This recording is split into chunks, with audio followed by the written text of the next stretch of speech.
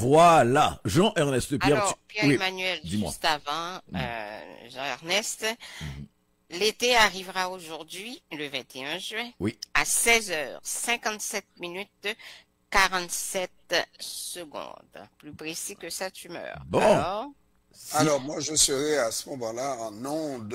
Est-ce que j'aurai l'occasion de sortir et d'accueillir l'été, de lui dire Ah, bienvenue? on ne mais sait, pourquoi tu on ferais ne, ça? on ne sait pas comment il va. Ben, On ne sait pas. mais je ne sais pas sous quelle forme il va Ah arriver, ben c'est pour ça. habillé de quelle manière. Ah ben c'est pour ça. Pourquoi tu devrais aller te Ouais. risquer à lui dire Non, non, non, bienvenue. non, moi, sans peur et sans reproche. Oh, tout d'un coup, Non, tu non, sors non. puis tu ne peux plus rentrer. C'est exactement ça. Non, Ah, non, ah. non, non, non, non, Non, non, mon non, cher, je vais tu restes rentrer, je assis vais dans rentrer. ton fauteuil, Ou bien- on te fera des Ou nouvelles. bien tu te fais irradier complètement par des rayons. Exact. Moi, mais je me suis fait humilier tant de fois avec la lâcheté de l'été, Jean-Emmanuel. Yeah. Maintenant que l'été va arriver, on va lui dire là, sois ferme, Hein? bataille de notre côté. On ne veut pas de 40 degrés, mais des petits 30, 31 de temps en temps. Mais c'est pas à l'été qu'il faut parler d'abord. À qui? C'est au créateur. Au Créateur. Ah oui, mais là- Le Créateur en a vraiment assez fait pour nous. C'est à nous arranger. On va pas commencer par parler à l'été, ok? il allait dire quelque chose concernant le Créateur. T'as compris, hein? Il s'est ravisé. T'as compris? Jean-Ernest, Créateur est occupé, hein. Jean-Ernest, le Créateur, on le laissera de côté un moment là. Ça suffit. Oui, de temps en temps. Tout le monde Non, parce parle que au vous Créateur. savez, Oui. vous savez, si vous vous adressez au Créateur pour ça, le Créateur vous répondra. Comme l'autre avait dit quand il est arrivé en Haïti, qu'avez-vous fait de ma nature? Bon. Ah ben bon. Alors, Jean-Ernest, on va se tenir à Don Quixote de la Mancha, hein? D'accord. Sans peur et sans reproche. Il va se pointer à la baie vitrée de la radio à 16h59. Qui ça? Pourquoi? Jean-Ernest. Elle te dit 57. C'est On te 57. dit 57 J'ai minutes, 47 secondes. Oh, oh. Parce que Même c'est ça, en tu ne peux retard, pas là. respecter. C'est Quand- en retard. Quand même. Bon. Hey. On t'a assez entendu l'été, donc vive l'été. Absolument. Avec une bonne température, hein, on sera autour de 30 degrés. Ouais, même pas des 40, là, on veut pas de 40. Ça suffit. Jean-Ernest, raconte-nous. Alors, donc, c'est sûr qu'il faut regarder encore notre rendez-vous qu'on va prendre, qu'on va essayer de prendre avec Mélanie Joly, Jean-Emmanuel, parce que ce dossier-là me fatigue qu'on n'en parle plus. Mais c'est fatigant. C'est fatigant. C'est C'est fatigant, alors. fatigant. Alors, sur ma programmation aujourd'hui, en tête de liste, Asma, tu vas voir là, Mélanie Joly ou bien notre député de Bourassa. Bonne chance. Bon, bonne chance à nous. Et Mais puis, savez-vous quoi? Oui. Honnêtement, là, avec une telle attitude, ça fait quoi? Ça fait au moins, j'étais pas en vacances, ça fait au moins 3 semaines Mhm. qu'on essaye de les avoir en entrevue. Mais surtout Mélanie Joly. Et la réponse que j'ai eue la dernière, que j'ai trouvée très bonne, alors que j'avais donné une très large fenêtre en disant, si c'est pas aujourd'hui, ça peut être une journée cette semaine. et Donc, puis tu donnes toujours la possibilité d'enregistrer. D'enregistrer. Enregistrer. ouais. Généralement, j'ai pas de réponse, mais cette fois-ci, on me répond. L'agenda de la ministre est tellement chargé que il y aura pas de disponibilité cette semaine. Mais moi, je me dis, c'est un manque de respect, parce que l'intervention que vous prévoyez faire va être faite chez les gens de cette radio-là. Donc, vous avez une explication à donner pour justement qu'on ne vous méprenne injustement. Vous avez à clarifier votre point de vue et donner la façon que ça va se passer, pourquoi ça va se faire comme ça, ainsi de suite. Vous nous prenez comme des no-name, comme des idiots, comme des imbéciles. Vous êtes les chefs, vous décidez d'aller en République dominicaine pour contrôler la police haïtienne en Haïti et vous ne parlez à personne. Regardez-moi aller, puis je n'ai aucun rapport à vous faire, je n'ai aucun mot. Mais ça là, ça me déçoit tellement que je suis en profonde réflexion quant à ce gouvernement Trudeau. Quant à ce gouvernement Trudeau, qui a fait de Emmanuel Dubourg un porteur de valise. Je m'excuse, Emmanuel, mais ton attitude, pour moi, et c'est personnel, ce que je dis là, ressemble à l'attitude d'un porteur de valise, un yes man qui n'a pas de pays. Ah, c'est moi. Alors, donc, j'ai entendu le son, Jean-Emmanuel, qui annonce la pause. Oui, oui, oui. Alors, parce que j'en ai à redire là-dessus, puis pour peut-être faire la part des choses par rapport à ce que Asma a dit, mais après la pause. Ok. Il y a des jours avec, il y a des jours sans. Les jours avec, on est déjà avec. Mais les jours sans, il faut faire avec le AM 1410.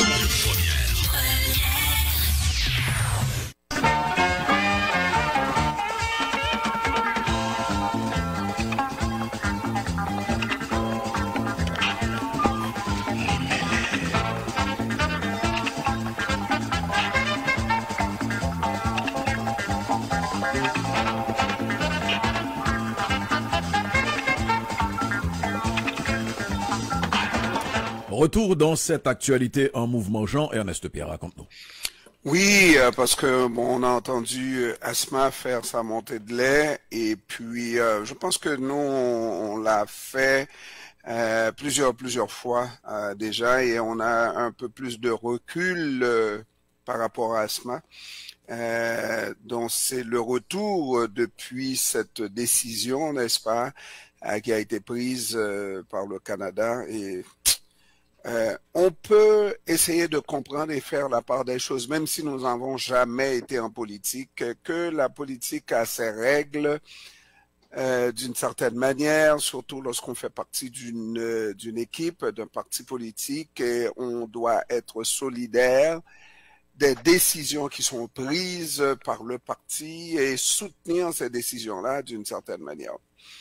Maintenant, il y a une nuance à apporter lorsque la décision ne nous convient pas. Quelle est l'attitude à adopter? Parce que j'imagine, comme nous, Emmanuel Dubourg peut comprendre que la décision qui est annoncée par Ottawa, le parti libéral, si on veut, n'est-ce pas, le parti au pouvoir, il n'y a rien pour Haïti, il n'y a rien de bon là-dedans, là, ce que ça va faire. D'ailleurs, Emmanuel Dubourg devrait analyser lui-même ce que le parti a déjà fait, le parti au pouvoir de Justin Trudeau, avec les avions et avec l'avion et les bateaux. Ça n'a absolument rien donné. On a annoncé des mesures de mise à l'index des gens qui ont volé l'argent du pays ou en tout cas qui ont encouragé les bandits. Jusqu'à présent, ça n'a absolument rien changé dans la situation du peuple d'Haïti. Maintenant, étant donné qu'il y a aussi des exemples, au moins un exemple dans le cabinet de Justin Trudeau, d'une femme venue d'ailleurs, qui occupe un poste de ministre extrêmement important, et qui vient de l'Ukraine, justement, et ça semble marcher par rapport aux besoins des Ukrainiens.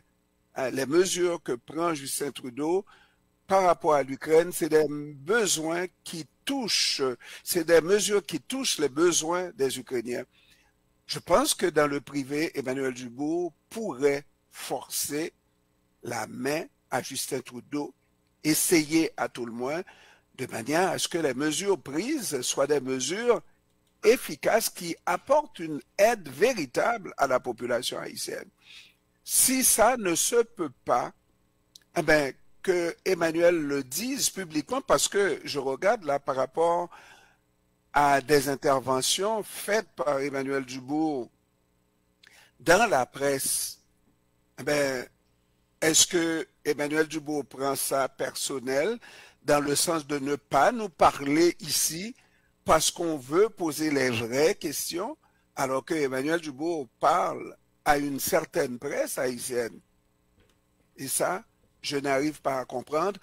Moi, je voudrais avoir une interview de Emmanuel Dubourg ou bien de Mélanie Joly, ne serait-ce que pour me dire qu'on ne peut pas commenter. Mais si vous ne pouvez pas commenter, ça veut dire que vous n'êtes pas fier des mesures qui sont annoncées. Si les mesures qui sont annoncées sont des mesures susceptibles d'apporter un changement de la population dans la vie de la population haïtienne qui justement vit des moments extrêmement difficiles, eh bien, vous devez en être fier et en parler. Et au moment où on se parle, toutes nos démarches pour avoir une entrevue sont restées vaines. Et aujourd'hui encore, on va insister du côté de Mélanie Joly, du côté de Monsieur Dubourg, pour savoir si on est prêt à défendre la mesure, s'il va y avoir des changements, etc. Parce que nous sommes là pour la population haïtienne, pour Haïti. Voilà. Voilà. Et bon, tu as tout dit. Ah, j'ai appris aussi hier soir que Ottawa est en plein mouvement et qu'on se préparerait à une chaise musicale ministérielle. C'est peut-être ça aussi, mais concernant, tu l'as souligné, moi j'avais déjà, comme dirait l'autre, j'ai tout dit, j'ai vécu et je ne comprends pas. Et c'est, comme a dit Asma, inacceptable. Et je ne comprends pas, surtout dans le cas de notre député national, Emmanuel Dubourg, le fait de faire une sélection pareille. Et je l'ai dit, j'ai entendu 2 ou 3 fois plutôt qu'une sur un média en Haïti, sur Radio Métropole, par exemple. Okay? Entre autres choses. Et puis, Pierre-Emmanuel, par rapport à la chaise musicale que tu parles, là, je ne suis pas certaine que c'est la chaise de Mélanie Joly qui serait en jeu. Elle est en selle, bien en selle. Bien en selle. C'est sûr que l'élection dans Notre-Dame-de-Grâce-Westmount, c'est sûr que ça va bousculer un fauteuil, mais c'est sûrement pas celui de Mélanie Joly. Alors, ça n'aura pas d'impact. Et puis, pour Emmanuel Dubourg, moi, je n'ai rien contre Emmanuel Dubourg. C'est quelqu'un que j'ai toujours apprécié dès le jour 1. Mais sauf qu'il y a une attitude, un comportement qui te déçoit. Et moi, quand je suis déçu, je dois le dire. Je dois le dire. Emmanuel Dubourg, avant d'être Canadien, avant d'être député libéral, tu es un Haïtien. Alors ça, je ne sais pas, Asma. Quoi? Je ne sais pas, c'est le choix que va faire la personne. C'est le choix. Hein? Toi, tu sais pour toi, moi je sais pour moi, mais il y en a d'autres qui vont faire le choix d'être, surtout lorsqu'on est au sein d'un gouvernement, j'ai parlé de solidarité ministérielle ou du cabinet, on va dire, même s'il n'est pas ministre, n'est-ce pas? Et il est dans un caucus, il y a une solidarité à avoir. Si tu n'as pas cette solidarité, tu n'as pas ta place dans l'équipe, là. Oui, mais est-ce que pour garder sa place... Mais vous voyez pourquoi moi j'ai toujours refusé... D'ailleurs, j'ai pas les compétences. Parce que une des compétences qu'il faut avoir pour aller en politique, c'est d'accepter tout ce que le parti fait. Euh, Est-ce que pour rester dans le caucus, tu dois nier ton origine et même à quasiment entre guillemets, je le mets entre de gros guillemets, vendre ton pays d'origine? Une démission, ça existe. Tu ne vas pas demander la charité demain matin suite à ta démission, mais sauf que ça va faire réfléchir. Sauf que ça va faire en sorte que ce n'est pas uniquement CPAM qui va questionner la décision de Justin Trudeau, mais de par ta démission, les autres médias seraient intéressés encore plus par ce dossier-là et autrement. Voyons, il faut avoir du quorum en quelque part à un moment donné. À moins que, Asma, parce qu'il faut toujours laisser une réserve, là, à moins que le député soit convaincu que la décision qui est prise voilà. soit la bonne pour Haïti, auquel cas, le député serait vraiment ravi de nous convaincre de la justesse de la décision qui a été prise.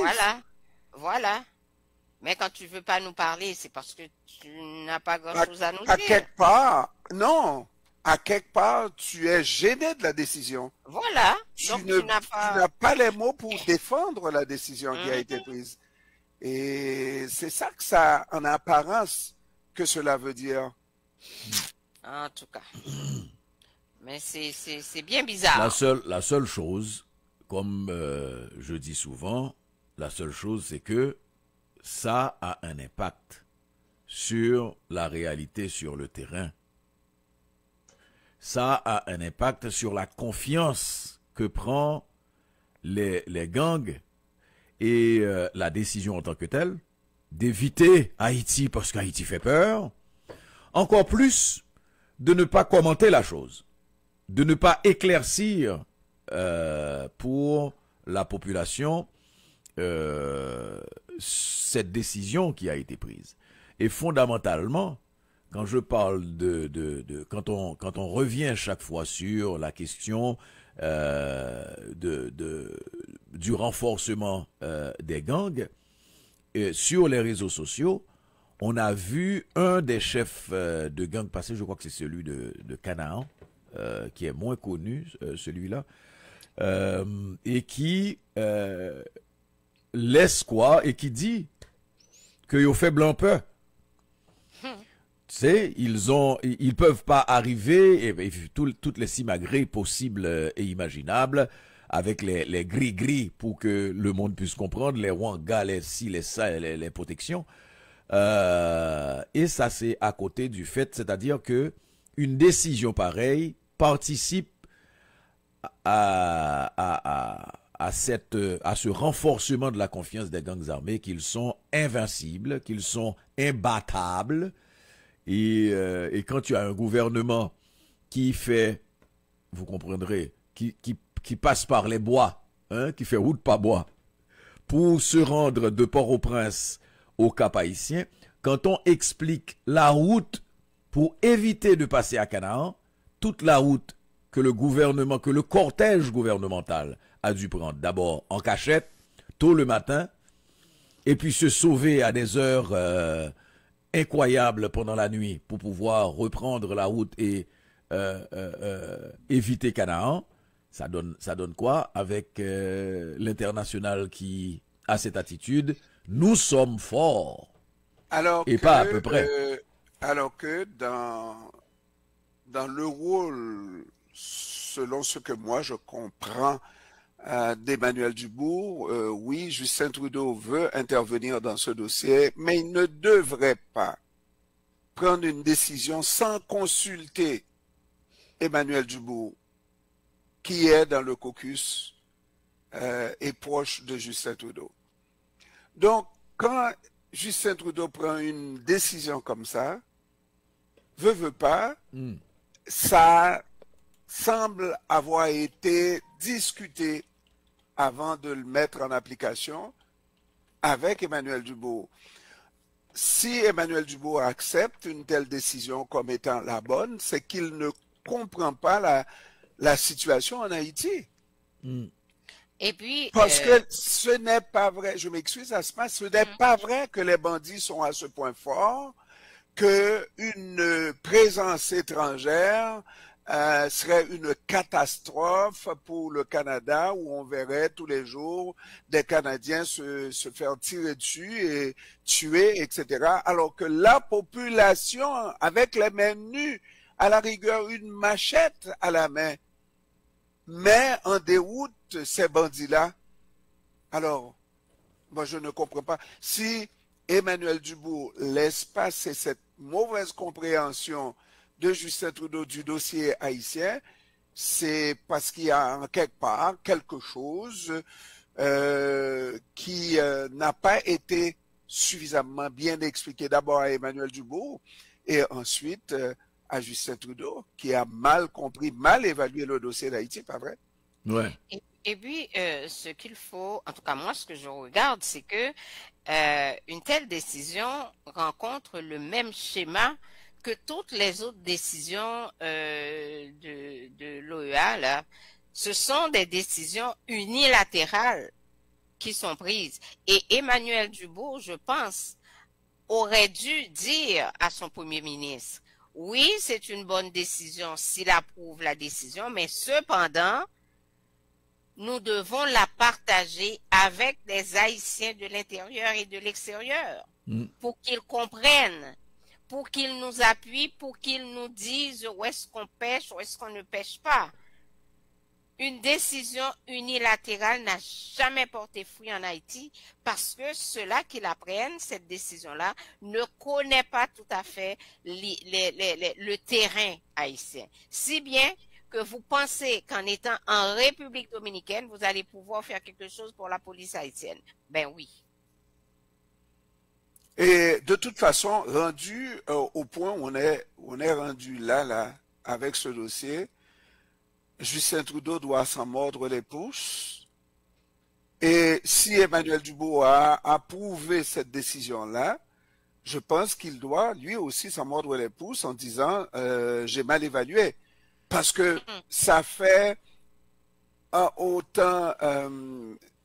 ça gêne du côté de la République dominicaine, à savoir que les dirigeants dominicains refutent absolument cette décision qui a été prise. Et puis du côté d'Haïti, ça ne fait pas l'affaire, mais pas du tout, parce qu'on ne voit vraiment comment Haïti pourrait bénéficier de la présence de ces étrangers canadiens-là en République dominicaine par rapport à une lutte qu'on veut mener sur le terrain. Donc, la décision qui a été prise s'avère être la mauvaise décision. Et là, moi, je pense que la sagesse commande qu'on la change, cette décision, mais qu'on explique ce qu'on a l'intention de faire, parce que, ou bien alors que le Canada se retire totalement du dossier d'Haïti. Tout à fait, parce que le Canada si n'est pas obligé, il n'est pas obligé de s'entêter à vouloir être le leader dans le dossier d'Haïti, là. Vous n'avez pas les moyens, vous n'avez pas la compréhension du pays, alors ce n'est pas de mauvaise foi. Il n'y a personne qui va vous critiquer là-dessus. Là. Vous n'avez pas oui. Non, mais quelqu'un m'a envoyé un message pour appuyer Asma en me disant, regardez l'attitude de Garneau. On n'est pas dans la politique justement pour passer, pour piétiner ses principes. Exact. Marc Garneau qui a démissionné parce qu'il n'était pas d'accord avec le projet de loi C13 sur les langues officielles.